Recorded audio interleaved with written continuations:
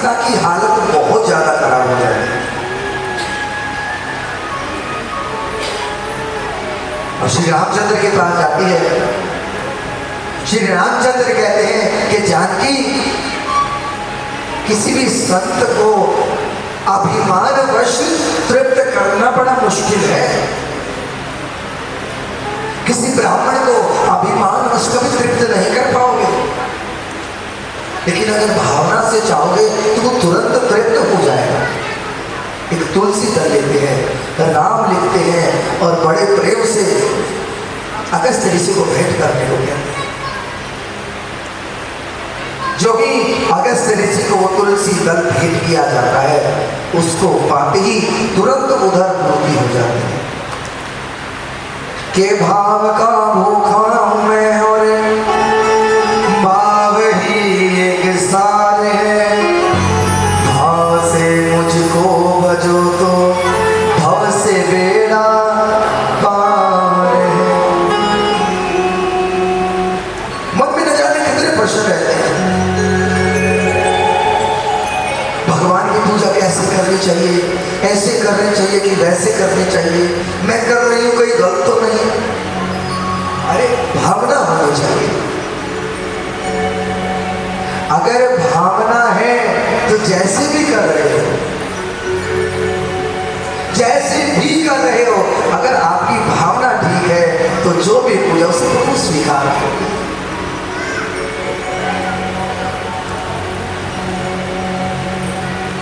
जब प्रभु सबरी के यहाँ आए, सबरी की भावना, उसकी भक्ति इतनी प्रबल थी, न जाकर पूछी, उस टूटी सी खटिया पर बिठाए वहीं बैठ गए। झूठ कूट सब कुछ, किसी का भार नहीं जब भावना जागृत होती है।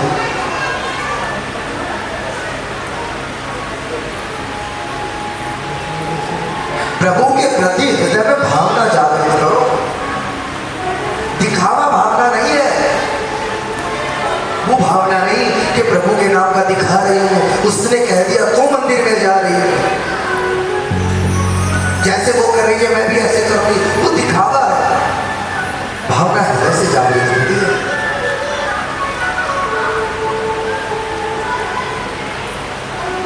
और संत तो कहते हैं चलो दिखावा ही करो, कम से कम उसके नाम पे कुछ तो कर रहे हो।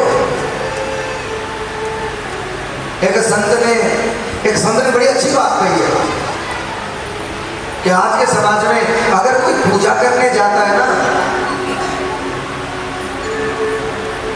तो कुछ व्यक्ति या कुछ माताएं कहते हैं हाँ ये बड़ी भगवान की भगतनी बन रही है।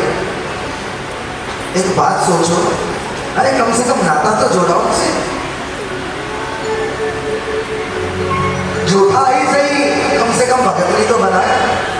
के नारो अनमनी भरई नीर संग, और बड़े भाग नंद लाल सो झूठो ही लगो कलंक।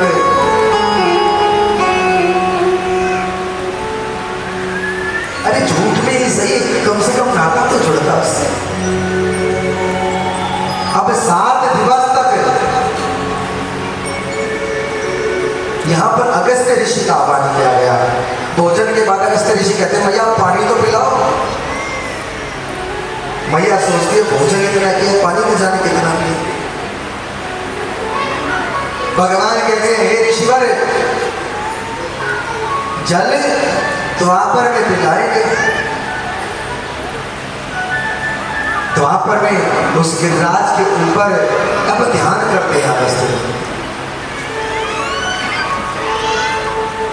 और उस जल को अगस्त मुनि पान कर जाते हैं।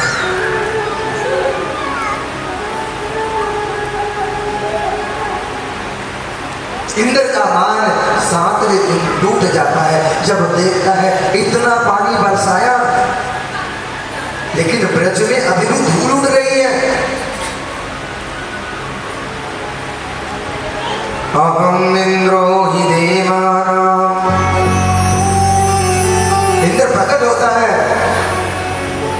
कामधेनु गाय के साथ पूजन करता है और कहता है अहम इंद्रो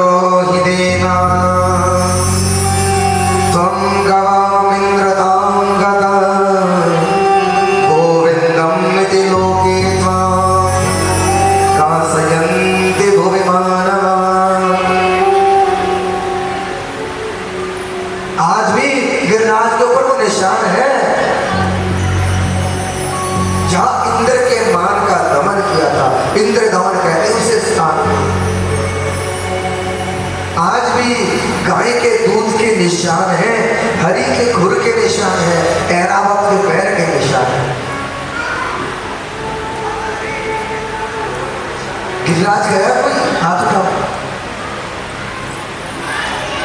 ये चीजें देखी तुमने कभी? ब्रजवासियों से पूछना, वो बता देंगे कहाँ है। जो वहां रहते हैं ना ब्रजवासी, वो तुम्हें बता देंगे। कृष्ण की फिसल पट्टी भी है जहां कन्हैया फिसल फिसल कर खेलते थे। हम तो बस परिक्रमा देने जाते हैं, वहां के जीवन को जी कर देखो कभी।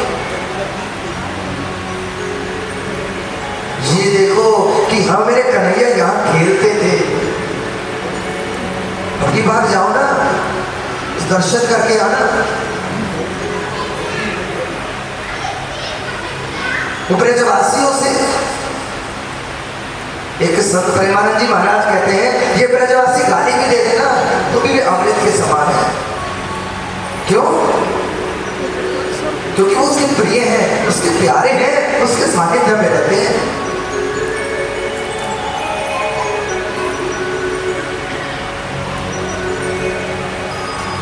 ये ब्रजवासी,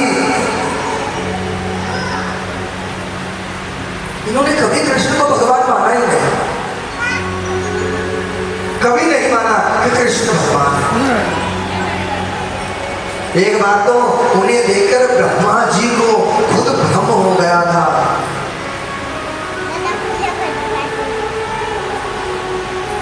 वनराज लीला करते हैं मेरे प्रभु। मित्र मैंने बताया ना, कृष्ण के मित्र थे, धनसुका, मनसुका, धनसुका, श्रीदामा, मधुमंगल।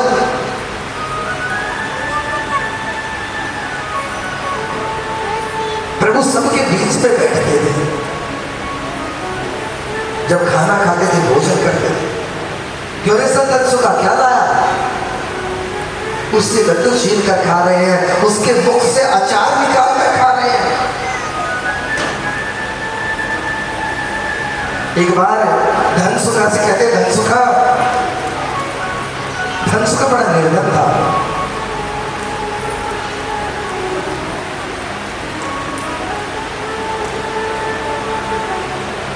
धनसुका,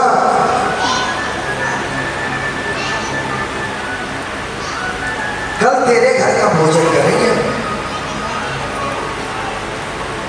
जो तेरे घर पे बना होगा वो खाएंगे। धनसुका निर्धन था, कई दिन में एक बार भोजन बनता।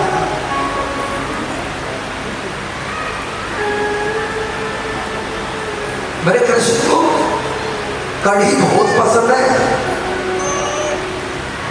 संत लोग वृंदावनी कहते हैं कढ़ी को, पीतांबरी कहते हैं, विष्णु स्वरूप मानते हैं।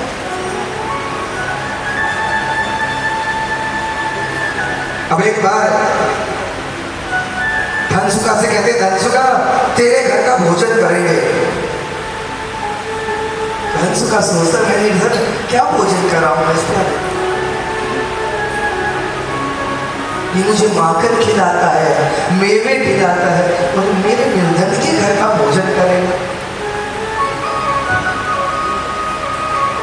लेकिन हरि की इच्छा, अब धनसुका खाली हाथ कृष्ण के पास आ जाता है। जो ही आया, कृष्ण कहते, चोरे धनसुका, कछु लाया ना घर से, जा पहले लेके आ, फिर भोजन करेंगे।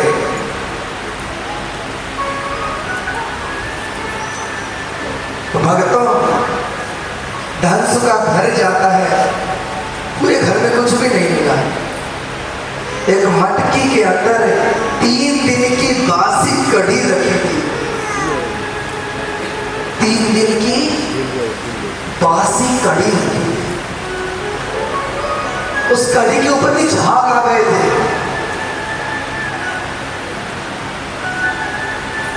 और कुछ नहीं था, सोचा ऐसे ही ले चले, कृष्ण देखेगा तो गिरा दूंगा, कह दूंगा गिरकर फूट गई, बिखर गई, कुछ तो लाया था।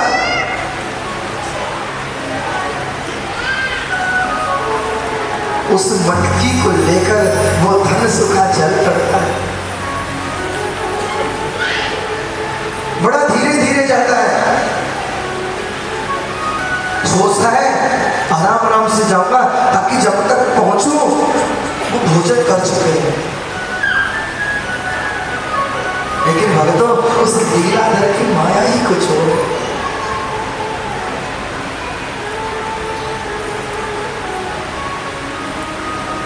समय को अपने अनुसार ही प्यारा चला देता है।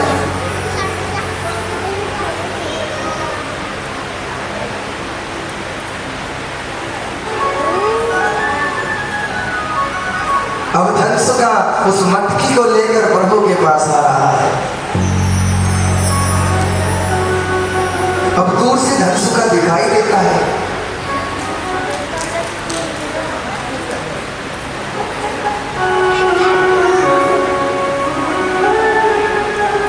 दूर से धनसुखा दिखाई देता है।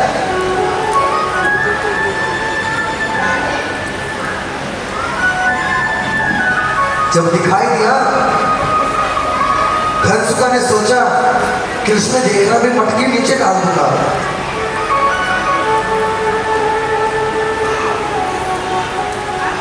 जो ये डालने लगा, कृष्ण वहां से दौड़ पड़े। अब सोचता है ये आएगा, आज से छीनेगा और खा लेगा।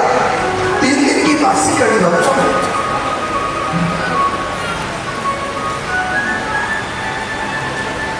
इस डर से कि कृष्ण बासी कड़ी ना खा ले, वो धनसुखा उस कड़ी को मुंह लगाकर पी जाता है।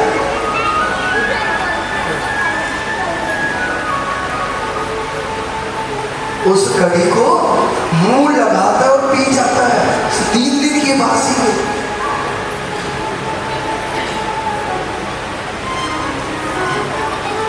कन्हैया दौड़ कर आते हैं। कुछ मुख पर बिखरती है, कुछ नीचे गिर जाती है। जब तक कन्हैया उसके पास पहुंचे, तब तक वो सारी मटकी खाली कर दी। कहते हैं भक्तों, उस धनसुखा के मुख पर जो कड़ी लगी ना, मेरे कपाल ने वो कड़ी खाई।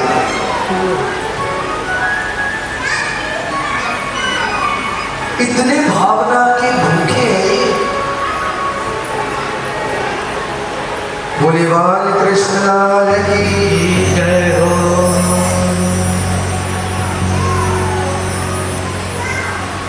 तुम्हारे अन्न के, तुम्हारे धन के भूखे नहीं है। अरे क्या मांगोगे, क्या दोगे तुम इससे?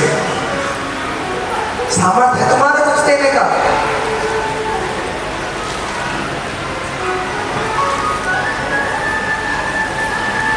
क्या तुम्हारा कोई सामर्थ्य है तुम कुछ दे पाओ इसे?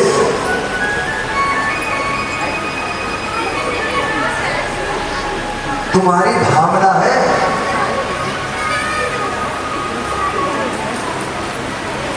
अगर तुम्हारा भाव प्रबल है तो मेरे प्रभु हर एक वस्तु को स्वीकार करते हैं। लेकिन ये भाव ऐसे जागृत नहीं होते। उन भावों को जागृत करने में बड़ा समय लगता है।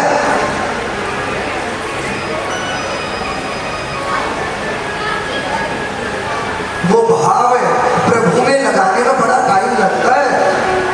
अरे तुम कथा के बंदे बैठे हो, फिर भी तुम्हारा कथा में ध्यान नहीं जा रहा। मंदिर में जाते हो, फिर भी मन को शांति नहीं मिल रही। क्यों? क्योंकि तुम्हारा ध्यान प्रभु पर नहीं है।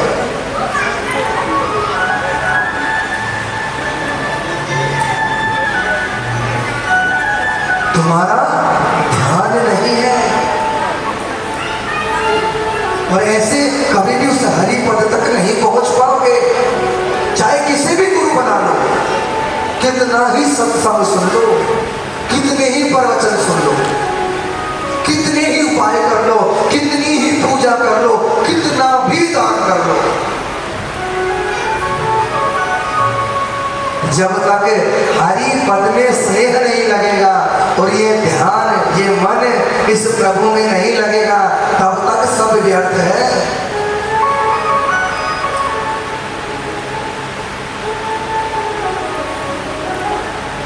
क्योंकि मन बड़ा चंचल है।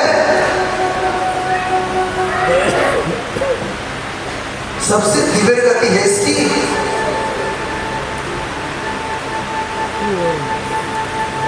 न जाने तुमको कहां कहां भटका देता है। और यही मन है जिसके कारण 84 लाख योनियां भोगते हो।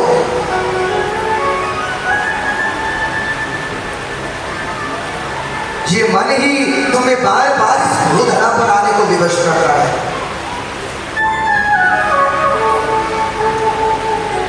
एक महाराज जी थे, तपस्या की, सब कुछ छोड़ दिया, सब कुछ छोड़ दिया।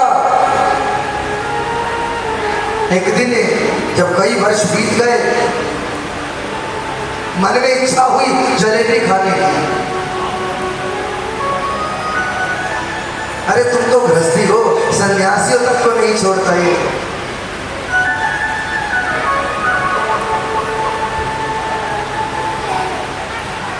क्योंकि मन को एक जगह टिकाना बड़ा मुश्किल है। संसार में सबसे मुश्किल कार्य है इस मन को लगाना, क्योंकि अच्छी जगह कभी नहीं लगता।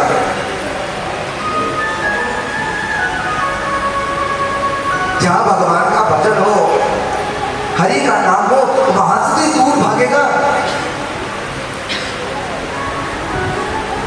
वहां जाकर भी अपने लिए कोई ना कोई चीज ढूंढेगा।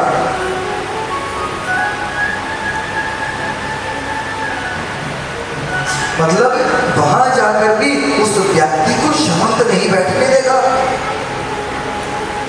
कभी पड़ोसन के कान में कुछ कहेगी, कभी पीछे देखेगी, कभी साइड वाले से कुछ कहेगी, कभी इधर कभी उधर। ये तुम्हारा दोष नहीं है, ये तुम्हारे मन का दोष है जो तुम्हें स्थिर नहीं बैठने देता। क्यों? उसे पता है अगर इसका चित्त ठहर गया तो ये प्रभु पद को प्राप्त कर लेगी। और अगर प्रभु पद को प्राप्त कर लिया तो दोबारा इस जमीन पर कैसे जन्म लोगे?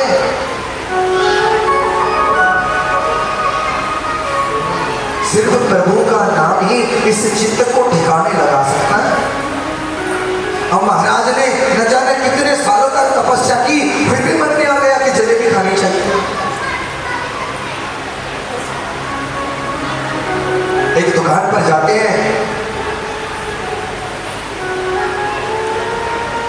कहते भैया कुछ जलेबी खाने की इच्छा है। महात्मा को देखा, उसने कुछ जलेबी डालकर महात्मा को दे दी। महात्मा से खाते हैं, लेकिन ये मन कई बार भोजन खाते खाते व्यक्ति का पेट भर जाता है, लेकिन मन कहता और खा।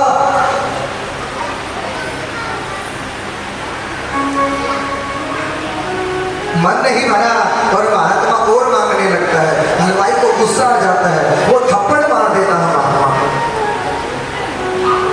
वैसे तो संत बना फिर रहा है और शुद्धा देवी अब तक शांत नहीं हुई। महात्मा को बड़ा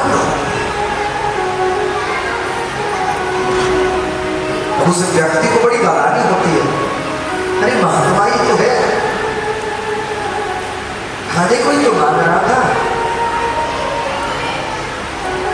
क्या करता है? पश्चाताप के लिए 1 किलो जलेबी तोड़कर महात्मा को दे देता, चरण पकड़ देता, कहता महात्मा क्षमा करो, पता नहीं क्या आवेश आया, गुस्सा कहीं और कबाब पर निकल गया। महात्मा कहते कोई बात नहीं, क्योंकि संत हृदय नवनीत समाना। संतों का हृदय मक्खन के समान कोमल होता है, न किसी का बुरा कर सकते न बुरा सोच सकते। अब वो महाराज जी उन जलेबियों को लेकर एक तालाब के किनारे जाते हैं। वो जलेबी लेते हैं, सामने रखते हैं, नाक के पास लाते और अपने आप को थप्पड़ मारते हुए तालाब में फेंक देते हैं। एक व्यक्ति वहां से गुजर रहा था, देखता है महात्मा जलेबी उठाता है, अपने मुख के पास लाता है, खाने के बजाय उसे सूंघता है, अपने आप को थप्पड़ मारता हो तालाब में फेंक देता है। अब भक्तों वो व्यक्ति उस महात्मा से पूछ बैठता है कि महात्मा ये ऐसा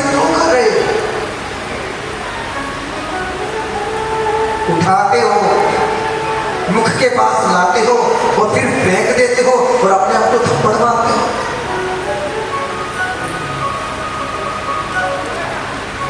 महात्मा कहता है बंधु, न जाने कितने वर्षों तक तपस्या की, कितने वर्षों तक तपस्या की, लेकिन ये मन, ये जिह्वा आज ऐसी ललायत हुई, वो वर्षों का तप खराब कर दिया। क्योंकि जब तक मन शांत नहीं, तब तक चाहे कितना भी तप कर लो, भगवान में आसक्ति बनेगी ही नहीं। अब इस मन को, ये मन समझता है, लेकिन जब बार बार इसे पीटा जाए, बार बार ये मन पीटे ना, तो वो मानता है। जितने सन्यासी बने फिरते हैं, 90% ऐसे सन्यासी हैं जिसको घर की मार लगी है, या तो पत्नी ने ठुकरा दिया या परिवार ने ठुकरा दिया, जब जाकर सन्यासी बने हैं। क्योंकि मार जब तक व्यक्ति को नहीं लगती, तब तक ये चित्त नहीं ठहरता। अब भक्तों, जो आज की कथा है वो भागवत का हृदय कही गई है। बोलिए भागवत भगवान की जय हो।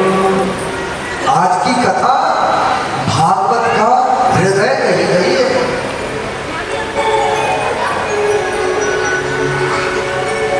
क्यों? देखिए, आज की कथा को अगर ध्यान से सुनोगे, जीवन की सभी समस्याएं सुलझ जाएगी। चाहे कोई भी समस्या हो। क्यों? क्योंकि आज गोपी विनय, महाराज गोपी विनय को और महाराज को हृदय बताया गया भागवत का।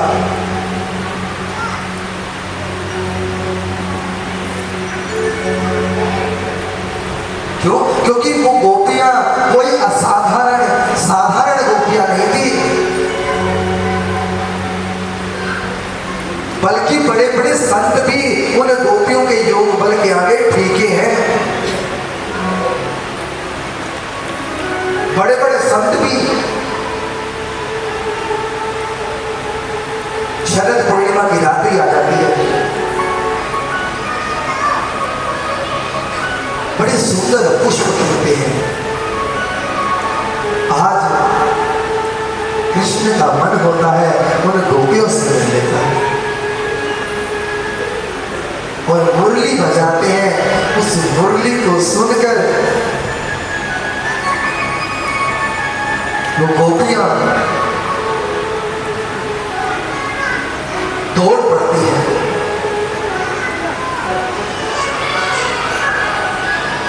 कोई गोपी आंख में काजल लगा रही थी, एक आंख में लगाया, दूसरी में नहीं लगाया, जो ही दौड़ पड़ी। एक गोपी हलवा बना रही थी, कढ़ाई जो की हो चूल्हे पर छोड़ दौड़ पड़ती।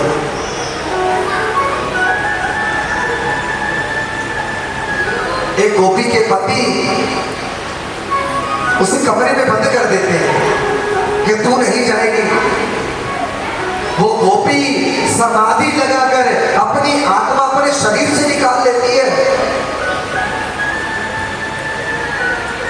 और वो आत्मा कृष्ण से मिलने को जाती है।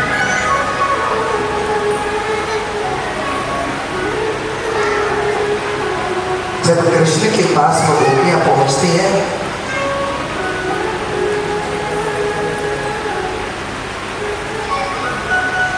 तो कन्हैया पूछते रहे, गोपियों क्या करने आई हो?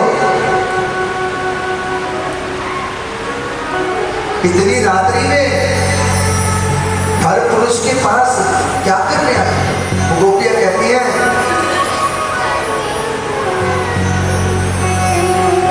तेरी मुरली की धुन सुनने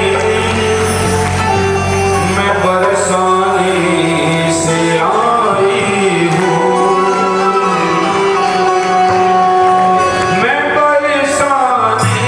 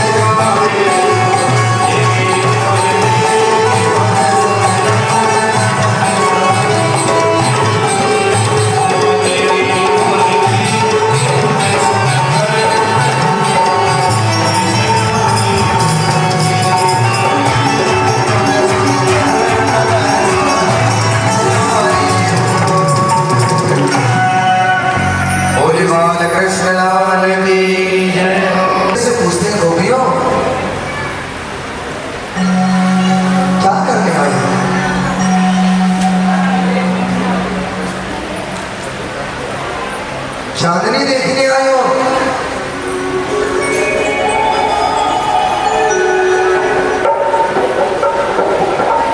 या फिर इतनी रात को अपने घर से दूर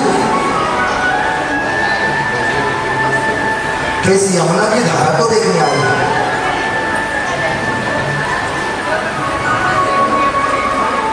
क्या देखने आई हो? गोपियां स्तब्ध हुई खड़ी हैं।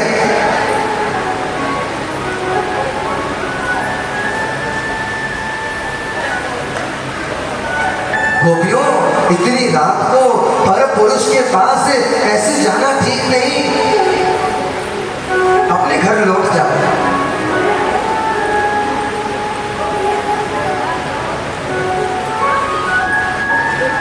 गोपी कहते कन्हैया,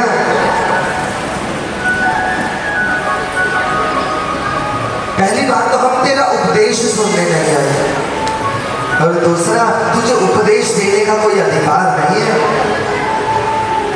अरे हम अहीर की छोरी, तू ग्वालियर को छोड़ा, न तू जात में बड़ा न उम्र में, तुझे कोई अधिकार नहीं हमें उपदेश देने का।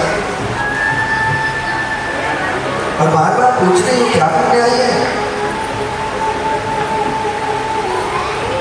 तो गोपियां कहती है कि कन्हैया,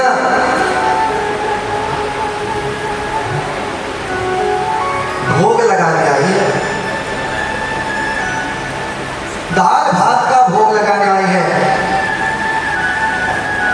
दही भात का भोग लगाने आई है। आप कहते हैं चावल को।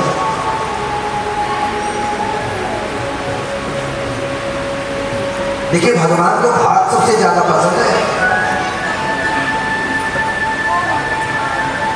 और भात कैसे तैयार किया जाता है?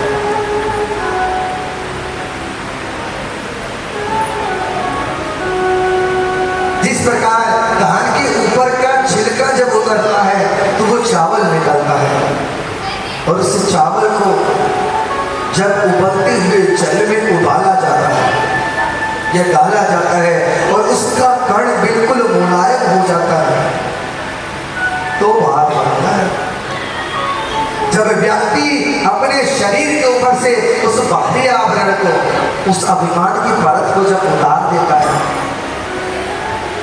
हरि नाम के जल से जब हृदय को कोमल कर लेता है तो भात तैयार होता है और उसमें प्रेम की मिश्री मिलाई जाती है। ये गोविंद तुझे तो भोग लगाने आई है। कृष्ण कहते हैं अगर किसी को भूख ना हो तो तुम भोग लगाने तो आ गई, अगर मुझे भूख ना हो तो। गोपियां कहती हैं कन्हैया अगर भूख नहीं होती तो मुरली बजाकर हमें बुलाते नहीं। अरे पहले कोई व्यक्ति भोजन भोजन चिल्लाए और जब भोजन सामने आए तो मना करते।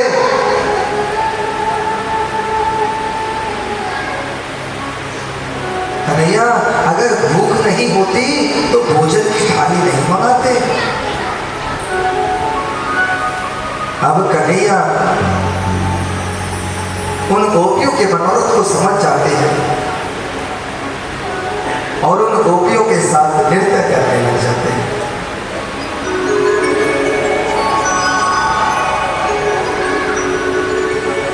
सारी गोपियां उस कृष्ण की धुन में मोहित हो नाचने लग जाती हैं, झूमने लग जाती हैं।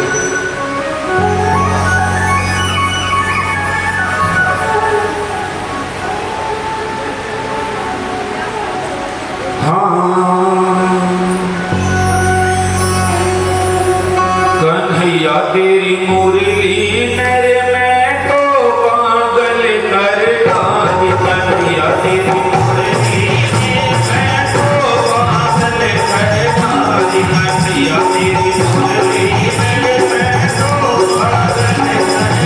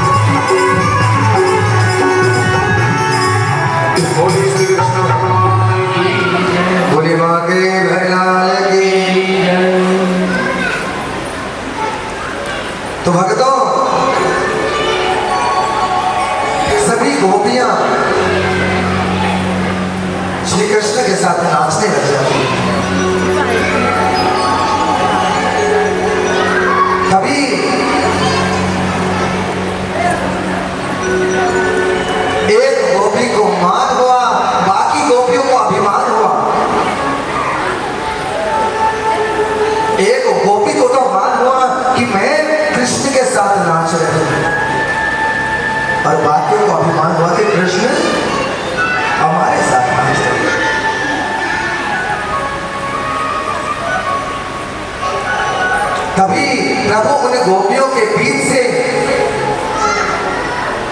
गायब हो जाते हैं, कहीं चले जाते हैं। जो ही गोपियों के बीच से कृष्ण जाते हैं, गोपियों को ऐसा लगता है जैसे उनके प्राण निकल गए, बावली हो जाती है, पागल हो जाती है, इतनी पागल हो जाती है कि वृक्षों से पूछने लग जाती है। बरगद के पेड़ से पूछते रहे, बरगद कहीं हमारे कन्हैया को देखा? अरे अभी तो हमारे साथ था, न जाने कहां गया।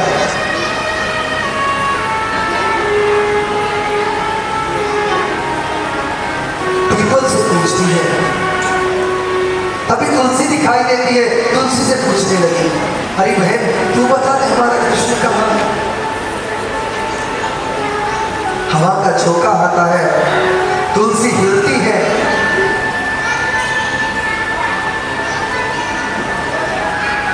गोपियां कहती हाँ तू क्यों बताएगी? अरे तुम्हें तो शौक है हमारी, तुम्हें कहाँ ये प्रसन्नता होगी कि कृष्ण हमारे साथ रहेगा?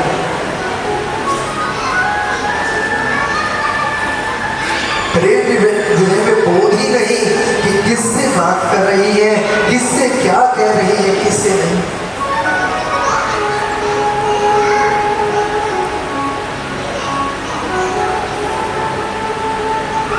ढूंढती फिर रही है कृष्ण को,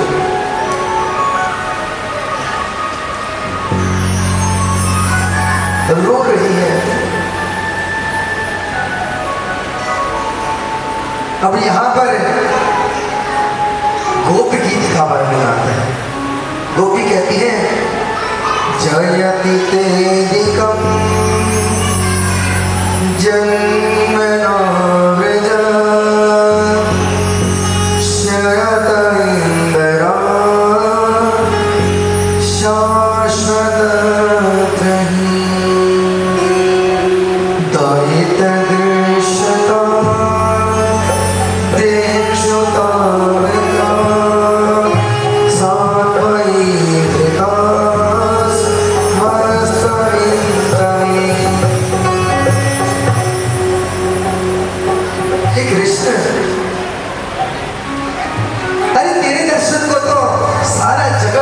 वो देवता भी उस बैकुंठ को छोड़कर वृंदावन दर्शन को आते हैं। पशुओं को, वानरों को, वृक्षों को, लताओं को, पताओं को, सबको सुलभ है, लेकिन हमें क्यों नहीं? ये दयालु, हम तो दर्शन देते हैं।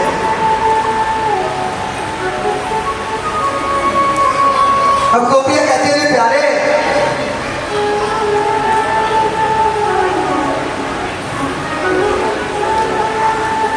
बोले भागवत भगवान की जय हो।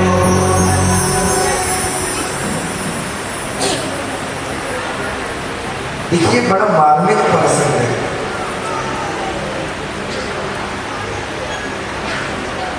बच्चे घूम रहे थे, उन्हें कृपया शांत बिठा दिया, क्योंकि ध्यान जब भटकता है तो प्रसंग की तरफ प्रवेश नहीं किया जा सकता।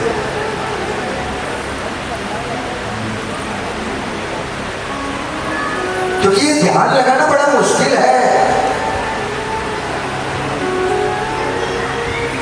प्रभु पर ध्यान लगाना बड़ा मुश्किल है, और अगर मेरा ध्यान नहीं लगेगा तो तुम्हारा भी नहीं लग पाएगा। क्योंकि तुम्हें विनय का पता नहीं, क्यों? कभी उसको अनुभव करके नहीं देखा। किसी ने कहा है, रोगी के दुख को रोगी जान सकता है। कभी उससे प्रेम करके नहीं देखा तो विनय क्या जानोगे?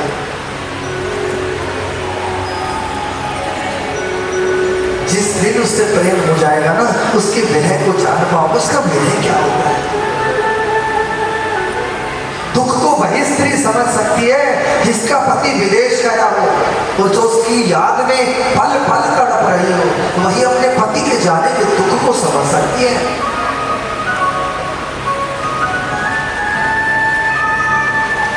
अन्यथा कोई दुख नहीं समझ सकता।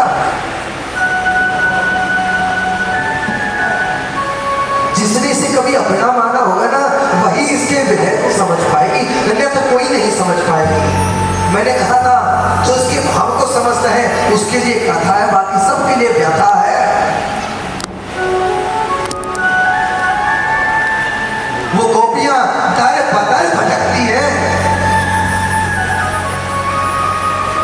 भक्तों, किसी की याद में रोना बड़ा मुश्किल है। जिससे हृदय से प्रेम किया जाता है उसी की याद में रोया जाता है, अन्यथा ये आंसू ऐसे व्यर्थ में नहीं निकलते किसी के लिए।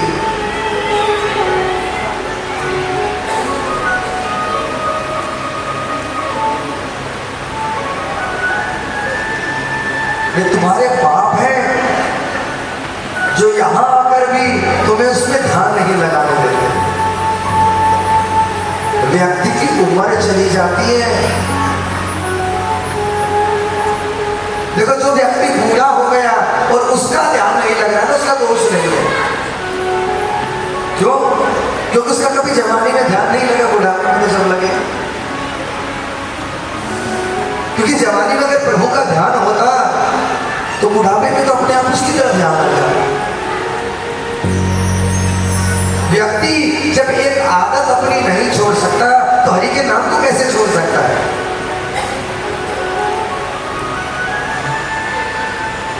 बहुत से कहते हैं कि बुढ़ापे में न जाकर भजन करना चाहिए। भजन बुढ़ापे में किया जाता है, लेकिन बुढ़ापे में जाकर ये आशा, ये तृष्णा, ये और ज्यादा जागृत हो जाती है।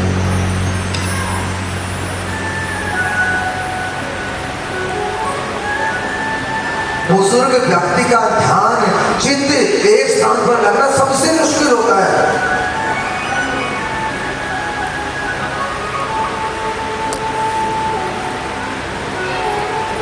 क्योंकि उम्र के साथ ध्यान में भी फर्क पड़ता है। भगवान की तरफ ध्यान ही नहीं जाएगा, अड़ोस में, पड़ोस में, अगल में, बगल में।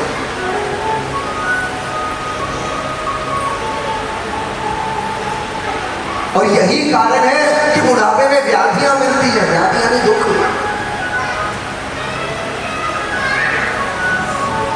क्योंकि हरि चरणों में जब व्यक्ति की अनुरक्ति लग जाती है, हरि चरणों में उसका ध्यान लग जाता है, तो सांसारिक दुख उसे कभी सताता नहीं। लेकिन हरि चरणों के लिए जगह कहां है हमारे पास? अपनी व्यथाएं पूरी नहीं होती, हरि चरणों में जब ध्यान लगाएंगे। हाँ,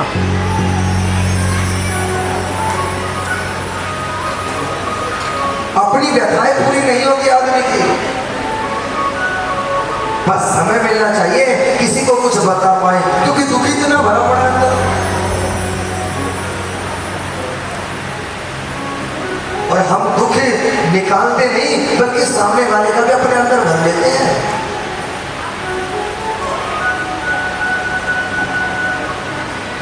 अपनी बहू के बारे में अगर किसी को बताओगे, अरे बहन मेरी बहू तो बड़ी दिक्कत है, दूसरी कहेगी अरे बहन क्या करे मेरी भी ऐसी है। एक काम कर, अपने मायके भेज दे उसे, अच्छी शिक्षा कोई नहीं देगा। दुख होगा कितना ही हो, मजाक बनाएंगे। कभी तुम्हें लगता है तुम अपना दुख किसी के सामने बताते हो, वो तुम्हारे दुख को कम करेगा? अरे मजाक बनाएगा तुम्हारा।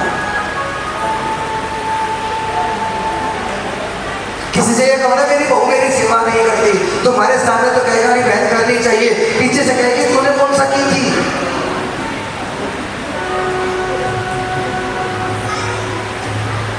ये संसार ऐसी ही बातें बनाता है। कभी किसी से दुख मत रो, रोना तो इसके सामने रो। क्या कोई तुम्हारा दुख ठीक कर पाएगा? कोई कर देगा?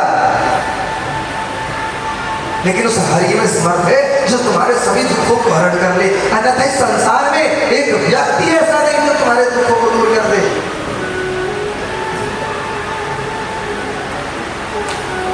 लेकिन समस्या ये है कि प्रभु के पास बैठने का समय माताएं दिन में कम से कम अगर सिर पे गोबर रखा है ना, अगर वजन लेके कहीं जा रही है, 10 दिन कोई दूसरी मिल गई, 2 घंटे खड़ी रहेगी आपस में बात करने के लिए, और उनसे कहो भगवान का भजन कर ले, हमारे पास तो टाइम ही नहीं है।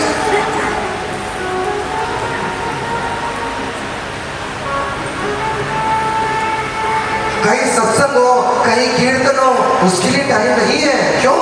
अच्छी बातें बताई जाएंगी।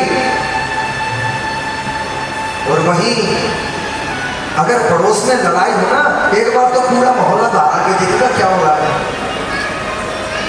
झूठ तो नहीं बोल रहा मैं। ये स्थिति है व्यक्ति की।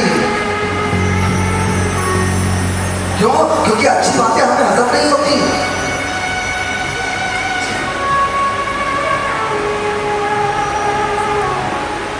व्यक्ति तीरथ करके खुश नहीं, भजन करके खुश नहीं, फिर कहता मुझे दुख मिल रहा है। अरे और क्या मिलेगा तुझे?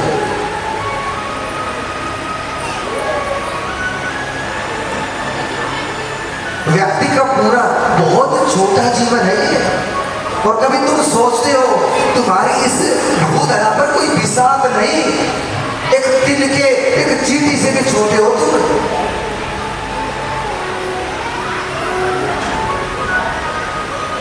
ये पृथ्वी इतनी बड़ी है, मानते हो ना? पृथ्वी बहुत बड़ी है, मानते हो इस बात को? वैज्ञानिक कहते हैं जैसी ये पृथ्वी है, इस सौर मंडल के चारों तरफ 9 ग्रह घूमते हैं, इससे भी बड़े बड़े, और ऐसे न जाने कितने सौर मंडल हैं। कुछ पढ़े लिखे भी बैठे हैं, वो इस बात को जानते होंगे। न जाने कितने सौर मंडल, इतने बड़े बड़े, जो मिलकर एक आकाश गंगा बनती है ब्रह्मांड का, और कई आकाश गंगा मिलकर एक ब्रह्मांड का निर्माण करती है। और न जाने ऐसे कितने ब्रह्मांड है। अरे सुई की नोक से भी छोटे हो तुम, सुई की नोक से भी छोटे। उस सुई की नोक के भी करोड़वें भाग जितने भी इस भूधरा पर अस्तित्व नहीं है तुम्हारा। लेकिन न जाने अपने आप को क्या समझते हैं। इस परिवार के बंधन में ऐसे बंधे रहते हैं, कभी हरि के नाम को जानते नहीं, कभी प्रभु के भजन को जानते नहीं। बस आखिर में जब पढ़ेंगे ना, एक बार चली जाता है कि हे भगवान मैंने किसी का बुरा नहीं किया, तो अच्छा भी कहा किया।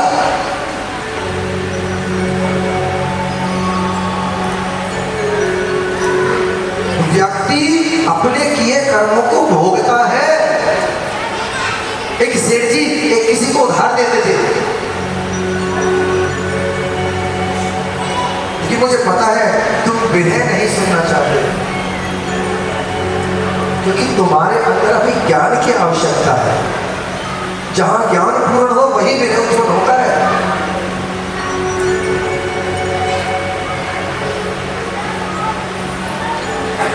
एक महात्मा एक सेठ जी उधार में पैसा देते थे।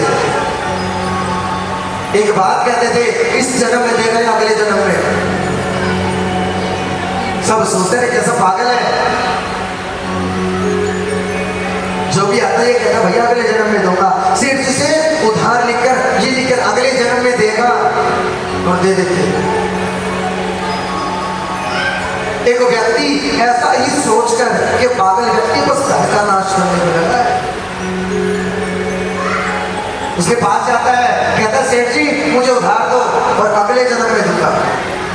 जब उधार लेकर बाहर आया ना, तो 2 पशु तो पहले आपस में बात करते हैं।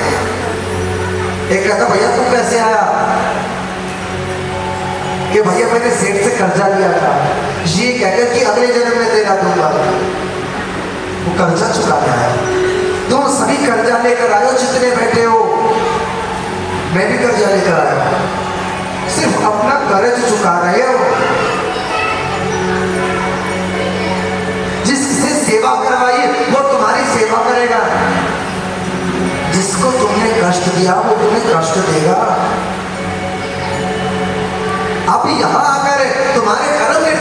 जानते हैं तुम आगे क्या बनोगे और क्या कर पाओगे।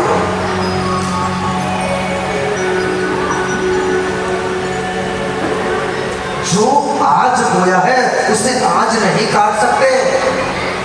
अरे एक दवाई भी लेते हो वो भी समय लेती है असर करने में।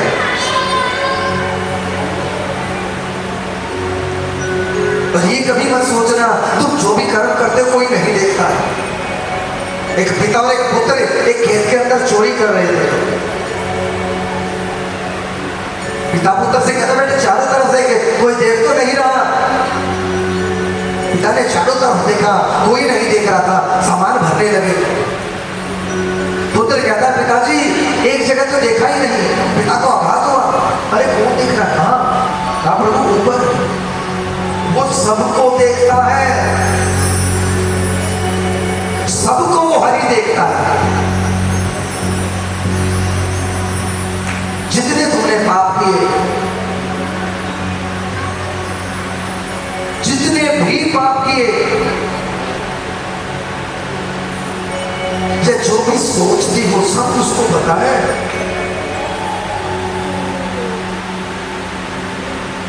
इस हृदय को साफ करना जरूरी है। जिस हृदय में गंध भरा हो, गंध मतलब पाप ताप असंताप, वहां प्रभु निवास नहीं करते। अरे एक गंदे घर के अंदर क्या तुम रह पाओगे? किसी घर में गंदगी भरी हो क्या तुम बैठ पाओगे वहां? तो मेरे हरि कैसे रह सकते? पहले से हृदय को साफ करना होगा। और भक्तों जैसा कर्म करोगे वैसा फल 100% मिलेगा। इस बात को कभी भूलना मत। अगर अच्छा करोगे तो अच्छा ही मिलेगा। एक गेंद की भांति है, एक गेंद को दीवार पर मारते हो, जितने वेग से मारते उससे कई गुना ज्यादा वेग से वापस आती है। दो ही तरीके हैं अपने पाप को कम करने के।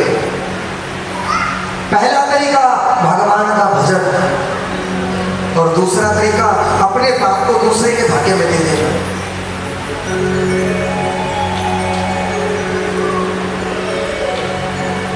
एक राजा था और वो राजा प्रतिदिन 100 ब्राह्मणों को भोजन कराता था, प्रतिदिन।